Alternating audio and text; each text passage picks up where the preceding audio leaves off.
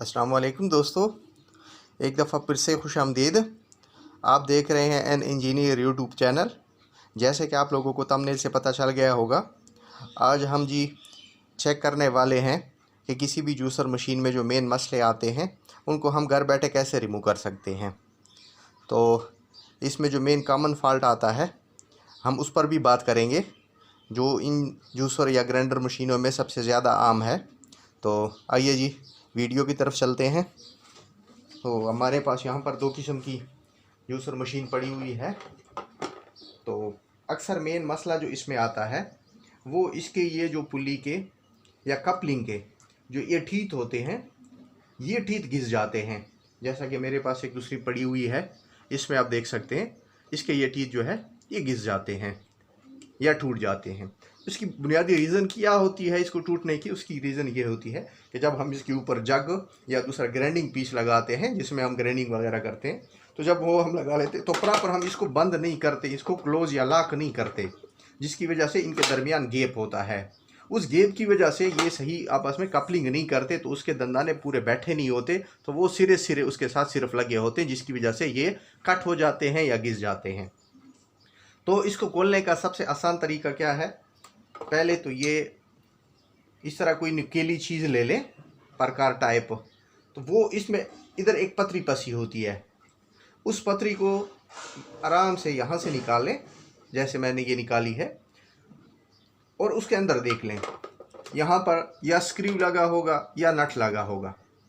तो उसके साइज़ के मुताबिक आप यहाँ से नट पे या स्क्रू है तो पेचकस से इसको पकड़ लें। और पहले वक्त बचाने के लिए हमने इसको पहले से खोल रखा है, तो यहाँ पर ये उसका फ़ैन लगा हुआ है ताकि इसको कूलिंग मिलती रहे। तो इसमें यह कर लें कि यहाँ पर ये पेचकस डालने की जगह होती है। तो इसमें अक्सर ये मसला पेश आता है कि जब भी हम यहाँ पर इसको पेचकस डालते हैं और इसको घुमाते हैं खोलने के लिए, तो ये पेचकस स्लिप होता है, ये सही पकड़ाई नहीं देता क्योंकि इस्तेमाल ज़्यादा हुआ होता है। तो इस वजह से ये बहुत हार्ड होता है, सही आसानी से नहीं खुलता। तो इसके को खोलने का सबसे आसान तरीका जो हमें आप लोगों को बताने वाला हूँ, जिसको आप लोग ट्रिक कहते हैं, वो आप लोगों ने गौर से देखना है। यहाँ पर इनके दरमियान ये इसकी मेन वाइंडिंग होती है, एक नॉर्थ पोल एक साउथ पोल। इन दोनों के दरमियान यहाँ ये स्टेटर है, ये रूटर है, इन दोनों के दरमियान यहाँ पर गैप होता है। इस गैप में इस तरह का पेचकस फंसाकर और इसको इस साइड से पेचकस फंसा ले एक हाथ से, दूसरे हाथ से आपने इसको क्लॉकवाइज घुमाना है।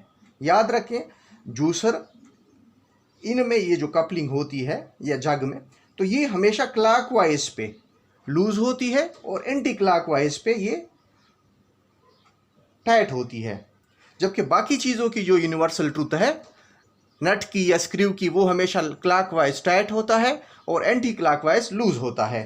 तो ये हमारे पास एक दूसरी कंपनी की मशीन जूसर है, वो भी हम देखते हैं या वो किस तरह की है। ये देखें इसकी कपलिंग में फ़र्क है या पुली में फ़र्क है, इसके भी दंदाने ये घिस चुके हैं। अक्सर ज़्यादातर यही फॉल्ट होता है, या फिर कार्बन बुश का फॉल्ट हो सकता है, कार्बन बुश नहीं डालने। तो आप लोगों की आसानी के लिए मैं पहले से खोल रखा है ताकि आप लोगों का टाइम ज़ाया ना हो।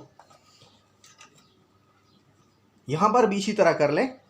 ये खोलने का सबसे आसान तरीका देखो, इसका वो ब्लेड नहीं लगा हुआ फैन कूलिंग के लिए, इसके दरमियान यहाँ पर पेचकस फंसाकर और यहाँ पर इसको आराम से क्लॉकवाइज घुमाने। अगर ये आपसे नहीं घूमता या स्लिप हो रहा है तो पेस्ट नोजप्लास की मदद से भी आप नोजप्लास यहाँ पर आराम से डालकर इसको भी आप क्लॉकवाइज घुमाकर आराम से इसको खोल सकते हैं।